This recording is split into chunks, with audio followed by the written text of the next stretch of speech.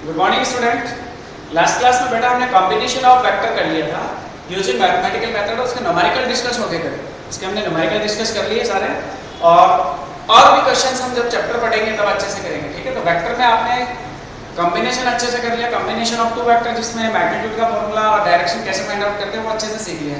ठीक है, उसके पहले हमने ग्राफिकल मेथड किया था, उससे पहले हमने कुछ इंपॉर्टेंट डेफिनेशन सीखी थी, वो भी इजी थी। ठीक है, तो अभी तक का जो पढ़ा उसमें कोई दिक्कत नहीं होनी चाहिए। आज हम बेटा एक छोटा सा टॉपिक और डिस्कस करते हैं वेक्टर में, resolution of vector in 2D। Resolution of vector in 2D actual में 3D में भी है, बट 2D वाला ही हमारे काम का है ज्यादा। 3D वाला हम डायरेक्ट सीख लेंगे। ठीक है, तो अगर 2 डायमेंशन में किसी वेक्टर को रिजॉल्व करना हो, रिजॉल्व कैसे करते हैं वो हम सीखते हैं आज। ठीक है, जैसे सपोज मैं XY प्लेन में एक वेक्टर को रिजॉल्व करूं। कौन से प्लेन में? XY प्लेन है मेरे पास, मैंने इसको x एक्सिस मान रखा है, इसको मैंने y एक्सिस लिया हुआ है। ये मेरा सेंटर है ओरिजिन 0, 0। ठीक है, मैं बोलूं कि एक पार्टिकल या एक ऑब्जेक्ट इस पोजीशन पे P पॉइंट पे जिसका पोजीशन वेक्टर A वेक्टर है। देखो एक नया चीज आ गया, पोजीशन वेक्टर। मैं सिखाऊंगा क्या है ये। एक वेक्टर A वेक्टर जिसकी पोजीशन A वेक्टर इस तरह से है P पे, या एक पार्टिकल यहाँ पे है जिसकी ओरिजिन से डिस्टेंस A वेक्टर है, x एक्सिस से थीटा एंगल पे। x एक्सिस से कितने एंगल पे है? थीटा एंगल पे। ध्यान से समझो, x एक्सिस से एंगल थीटा बन रहा है, ये A वेक्टर x एक्सिस से थीटा एंगल पे है। ठीक है, y एक्सिस से 90 माइनस थीटा एंगल पे। अब आपको इसको कंपोनेंट में रिजॉल्व करना है, इन टर्म्स ऑफ कंपोनेंट इस वेक्टर को लिखना है। वैसे हालांकि हम सीख चुके ऐसे ही। तो अगर मैं आपसे पूछूं कि इसका x एक्सिस वाला कंपोनेंट है वो इधर होगा और y एक्सिस वाला कंपोनेंट है वो इधर होगा। ठीक है, तो इसके लिए आपने यहाँ से नॉर्मल डाल के देख लिया, या मैं इसका राइट एंगल ट्रायंगल की बात करूं तो ये राइट एंगल ट्रायंगल बन गया। ये क्या बन गया? Right angle triangle. अब ध्यान से देखो, इसका जो x एक्सिस वाला कंपोनेंट है उसको मैं लिखूं ax, इस डायरेक्शन में होगा ax वेक्टर, ये x एक्सिस का कंपोनेंट होगा, और y वाला इस डायरेक्शन में होगा ay, मतलब y डायरेक्शन में कंपोनेंट ay। ठीक है, x एक्सिस की डायरेक्शन को अपन i कैप से डिनोट करते हैं, y एक्सिस की डायरेक्शन को अपन j कैप से डिनोट करते हैं। y एक्सिस की डायरेक्शन को j कैप से डिनोट करते हैं और x एक्सिस की डायरेक्शन को अपन i कैप से डिनोट करते हैं। अब मुझे a वेक्टर को रिजॉल्व करना है इन terms of component. x axis में कितनी है वैल्यू, y एक्सिस में कितनी है। ध्यान से देखो, ये आपने एक पैरेललोग्राम ड्रॉ किया है। इस पैरेललोग्राम के आमने सामने की साइड इक्वल होती है। ये ax वेक्टर है तो ये भी आपका ax वेक्टर होगा बेटा, ये आपका ay है तो ये भी आपका ay वेक्टर होगा। ध्यान से देखो इस ट्रायंगल को, इसको मैं O पॉइंट ले लूं, इसको P पॉइंट मान लो, इसको कुछ भी मान लो, A पॉइंट ले लो या B पॉइंट ले लो। ट्रायंगल OPB,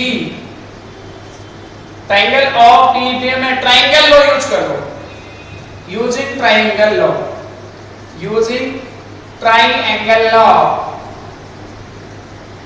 देखो ध्यान से, ट्रायंगल की दो साइड एक ही डायरेक्शन में या सेम ऑर्डर में दो वेक्टर को रिप्रेजेंट कर रही है, तो तीसरी साइड ऑपोजिट ऑर्डर में इन दोनों का सम होती है। तो यूजिंग ट्रायंगल लॉ अगर अपन यहां से देखेंगे तो a vector equals to ax vector plus ay vector.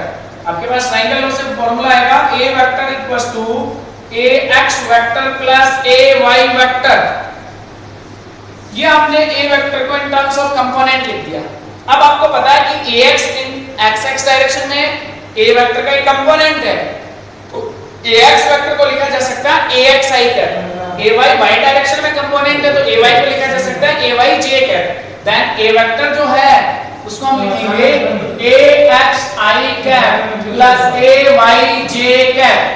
ये a वेक्टर आपने रिजॉल्व कर लिया in terms of component ax and ay। ठीक है, तो इसमें आपको कोई समस्या नहीं है। ये इक्वेशन नंबर आपकी फर्स्ट आ गई, आपने इसको रिजॉल्व कर लिया। अब आपको a वेक्टर का मैग्नीट्यूड लिखना है। 2D में था तो दो ही कंपोनेंट होंगे i और j का, अगर 3D में होगा तो k का भी हो जाएगा, a z k का। ठीक है, उसको हम ऐसे सॉल्व करेंगे। अब मुझे मैग्नीट्यूड लिखना है, magnitude of a vector find out करना है। मुझे क्या फाइंड आउट करना है? Magnitude of a vector, magnitude of a vector. मैं इसको दो तरह से फाइंड आउट कर सकता हूं। मैग्नीट्यूड ऑफ a वेक्टर मुझे फाइंड आउट करना है कि इस a वेक्टर का मैग्नीट्यूड क्या है, जिसको हमने रिजॉल्व किया इन terms of vector form axi cap plus ayj cap. ax plus ax i cap plus ay j cap. तो अब मुझे इसका मैग्नीट्यूड फाइंड आउट करना है। तो ध्यान से देखो, अगर मैं आपसे पूछूं कि ax component in terms of a कितना होगा, अगर मैं a के दो कंपोनेंट की बात करूं तो ax जो है, ax का जो मैग्नीट्यूड है वो होगा a cos थीटा।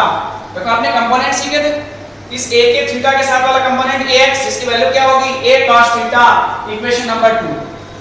ऐसे ही मैं ay कंपोनेंट की बात करूं इसकी, तो वो क्या होगा बेटा, ऑपोजिट वाला कंपोनेंट साइन होगा, तो ay की वैल्यू होगी आपके पास a sin theta, a sin theta, equation number 3। अब मुझे तो मैग्नीट्यूड ऑफ a वेक्टर निकालना ना, तो इन दोनों इस इक्वेशन का स्क्वायर कर लो और ऐड कर लो, square and adding equation second and third, equation second और थर्ड का स्क्वायर करो और ऐड करो both side, left hand side का स्क्वायर लेफ्ट हैंड साइड में, राइट हैंड साइड में राइट हैंड साइड का स्क्वायर करके ऐड करो। इसका स्क्वायर क्या होगा बेटा, ax square plus ay square equals to, इसका होल स्क्वायर करो a square cos square theta plus a square sin square theta. ध्यान से देख, इसमें से a स्क्वायर कॉमन ले सकते हैं, then ax square plus ay square equals to, a square common ले लिया, अंदर क्या बचा cos square theta plus sin square theta, जो कि क्या होगा 1। देन आपके पास वैल्यू आ गई a square equals to ax square plus ay square. आपको तो a फाइंड आउट करना था, तो बोथ साइड क्या ले लोगे अंडर रूट, देन आपके पास मैग्नीट्यूड ऑफ a वेक्टर आ गया under root of ax square plus ay square. This is the magnitude of a vector जो हमने सॉल्व कर लिया। तो आप इसको इस तरीके से भी सॉल्व कर सकते हो, और आपको जब भी आपको न्यूमेरिकल सॉल्व करना हो उसमें याद रखना i के कंपोनेंट का स्क्वायर प्लस j के कंपोनेंट का स्क्वायर का अंडर रूट। अगर 2D में है तो 3D में होगा तो क्या होगा, i के कंपोनेंट का स्क्वायर प्लस j के कंपोनेंट का स्क्वायर प्लस k के कंपोनेंट का स्क्वायर का under root, magnitude of a vector होगा। ठीक है, जो हमने फाइंड आउट कर लिया। अब मुझे निकालना है डायरेक्शन ऑफ a वेक्टर। अब मुझे फाइंड आउट क्या करना है, डायरेक्शन ऑफ a वेक्टर। देखो डायरेक्शन कैसे फाइंड आउट करेंगे, direction of a vector, a vector की डायरेक्शन के लिए मुझे थीटा फाइंड आउट करना है कि x एक्सिस से कितने एंगल पे आपका a वेक्टर है। ठीक है, तो थीटा फाइंड आउट करना है तो इन्हीं दोनों इक्वेशन से देखो, थर्ड में सेकंड का डिवाइड करो, equation third divide by equation 2, equation third divide by equation number 2। Left hand side में लेफ्ट हैंड साइड का डिवाइड, राइट हैंड साइड में राइट हैंड साइड का divide, then ay upon ax equals to a sin theta upon a cos theta. a से a cancel हो गया, sin theta upon cos theta, इसको मैं write इधर लिख लेता हूं, tan theta equals to ay upon ax, then theta हो गया tan inverse ay upon ax। ये आपके थीटा की वैल्यू आ गई। आपको डायरेक्शन ऑफ a वेक्टर जो है वो विद थीटा बतानी है, थीटा की वैल्यू आ गई tan inverse ay upon ax। इस टाइप से हम resolution of vector in 2D करते हैं, जिसमें आपको सबसे पहले वेक्टर फाइंड आउट करना है, a vector in terms of component, फिर उसके बाद उसका मैग्नीट्यूड फाइंड आउट करना है और उसकी डायरेक्शन बतानी है। अगर यही क्वेश्चन 3D में होता तो 3D में देखो रिजॉल्व करते तो वेक्टर लिखा जाता a vector equals to axi cap plus ayj cap plus az cap, az k cap, magnitude ऐसे ही लिखा जाता अंडर रूट az स्क्वायर और ऐड हो जाता उसमें, और डायरेक्शन भी हम इसी तरह से फाइंड आउट करते हैं। तो हमारे काम की चीज यही थी, 2D वाला ज्यादा इंपॉर्टेंट है। अब देखो इसमें न्यूमेरिकल करके देखते हैं कि न्यूमेरिकल किस टाइप से पूछे जाते हैं, इसमें छोटे-छोटे जो न्यूमेरिकल होते हैं वो कैसे पूछे जाते हैं। देखो ध्यान से, इसमें कोई समस्या नहीं है, बहुत सिंपल डेरिवेशन था। देखो न्यूमेरिकल करके देखते हैं अपन ज्यादा क्वेश्चन कैसे पूछे जाते हैं। कई बार क्या होता है, एक वेक्टर गिवन होता है, उसका मैग्नीट्यूड और डायरेक्शन पूछ लेते हैं। ठीक है ना, छोटे-छोटे क्वेश्चन सॉल्व करते हैं अपन। देखो आपको एक वेक्टर दिया हुआ है, example a vector equals to 3i cap plus 4j cap, magnitude of a vector और डायरेक्शन बताना है।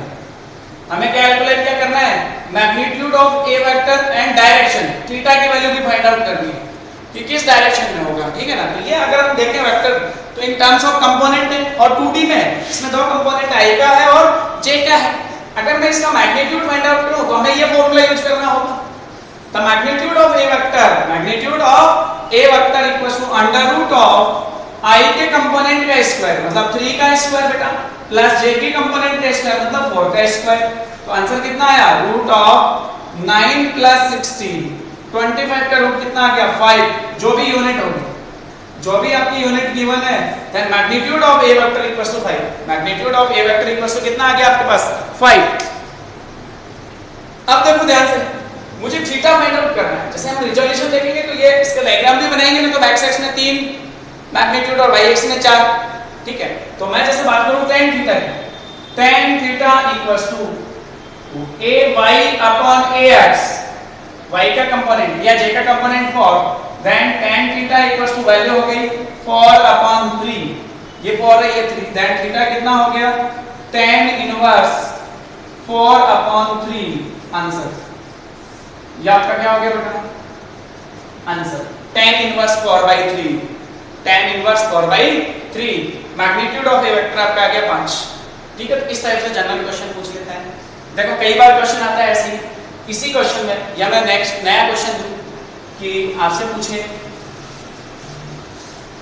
वेक्टर गिवन है suppose a vector equals to 2i cap plus 3j cap plus 6k cap general question है कुछ भी value हो सकती है लिखी हुई आपसे पूछा है इसका यूनिट वेक्टर कैलकुलेट करो unit vector of a vector ठीक है। यूनिट वेक्टर आपने पढ़ा था उसने ठीक है जो हमें डायरेक्शन बताता है किसी वेक्टर क्वांटिटी की डायरेक्शन रिप्रेजेंट करते हैं हम यूनिट वेक्टर से और आपने इसका फॉर्मूला लिखा था बेटा a cap equals to a vector upon उसका मैग्नीट्यूड। मैंने उस टाइम ये क्वेश्चन क्यों नहीं कराया था क्योंकि उस टाइम हमने ये रिजोल्यूशन ऑफ वेक्टर नहीं पढ़ा हमने वेक्टर का कंपोनेंट की नाम नहीं देखा था। अब ये 3D में तीनों आ गए ना i j k इसका मतलब ये 3D में ये जो रिजोल्यूशन है वो 3D में वेक्टर रिजोल्व किया है वो 3D में है। अब मुझे क्या करना है मुझे तो वैल्यू पुट करनी है ए वेक्टर तो ये रहा ऐसा ही पुट कर दूंगा magnitude of a vector find out करना है since magnitude of a vector equals to under root of formula क्या होगा ax square plus ay square plus az square i का कंपोनेंट ax कितना है 2 का स्क्वायर प्लस j का component कितना है 3 का स्क्वायर प्लस k का कंपोनेंट कितना है 6 का स्क्वायर जो भी आंसर आया उसको लिख लो। आंसर आया आपके पास 4 प्लस 9 प्लस 36 कितना हो गया बेटा ये 49 हो गया ऑलमोस्ट 49 का अंडर रूट ले लो 7। अब आपको a वेक्टर का मैग्नीट्यूड यहां पुट करना है आंसर आपका आ गया a कैप इक्वल्स टू उधर लिख लो a cap equals to unit vector of a vector a cap क्या रिप्रेजेंट कर रहा है unit vector of a vector a cap equals to a vector आपका है 2i cap plus 3j cap plus 6k cap upon magnitude कितना है 7 यही answer है। This is the unit vector of a vector this is the unit vector of a vector. इस type से हमारे से क्वेश्चन पूछ सकता है। कई बार यूनिट वेक्टर गिवन होता है वेक्टर पूछ लेता है उल्टा भी पूछ लेता है इसमें ठीक है। तो यूनिट वेक्टर से हम डायरेक्शन रिप्रेजेंट करते हैं तो हम उसको ऐसा लिखेंगे ठीक है चैनल। अब आपसे पूछे कि इसका मैग्नीट्यूड बताओ यूनिट वेक्टर का मैग्नीट्यूड इज ऑलवेज 1 आप प्रूफ कर सकते हो यहां से प्रूफ कर सकते हो। a कैप का मैग्नीट्यूड आपसे पूछे तो आप इसका मैग्नीट्यूड लिखो इसका मैग्नीट्यूड कितना आया 7 और 7 का मैग्नीट्यूड तो 7 होता ही है तो 7/7 आंसर कितना आया 1। Magnitude of unit vector is always unity हमेशा 1 होगा कैसे भी फाइंड आउट करके देख लो कोई भी वैल्यू गिवन हो कुछ भी हो ठीक है। इस तरह से हम फाइंड आउट कर लेते हैं। तो आपने देखो बेटा आज रिजोल्यूशन अच्छे से कर लिया 2D में 3D में कोई दिक्कत नहीं आएगी और उसके बाद हम जो है छोटे छोटे न्यूमेरिकल डिस्कस करते हैं उनमें भी समस्या नहीं आनी चाहिए ठीक है। तो हम इस तरह से क्वेश्चन सॉल्व कर लेंगे बाकी बेटा नेक्स्ट क्लास में पढ़ेंगे। Thank you.